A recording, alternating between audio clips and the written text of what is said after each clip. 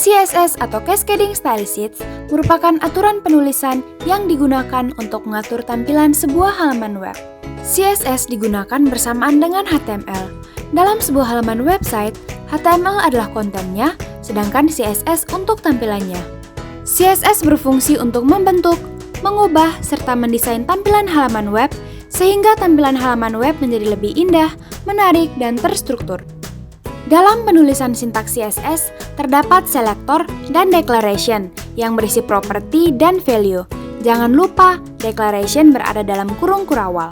Untuk menentukan selector, kita dapat bertanya, siapa atau bagian mana yang menjadi target aturan tersebut.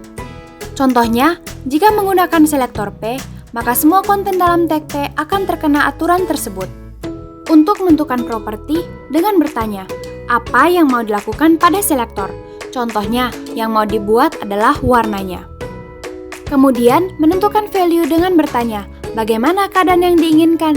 Contohnya, warna yang mau dibuat adalah warna merah. Sehingga hasilnya adalah, isi dari selektor P akan berubah warna menjadi berwarna merah, sementara isi selektor lain tidak berubah. Dalam penulisannya, terdapat 3 cara penerapan CSS pada project HTML, yaitu inline, internal, dan eksternal.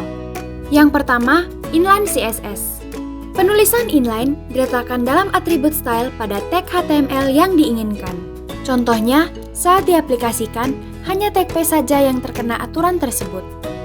Yang kedua, internal CSS.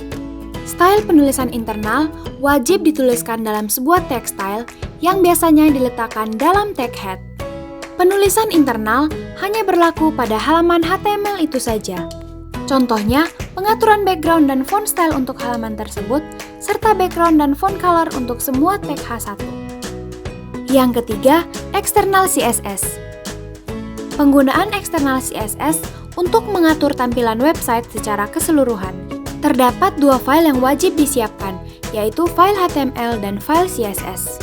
File HTML berisi konten yang ada pada halaman website, dan hanya membutuhkan 1 baris perintah untuk menghubungkan dengan file CSS.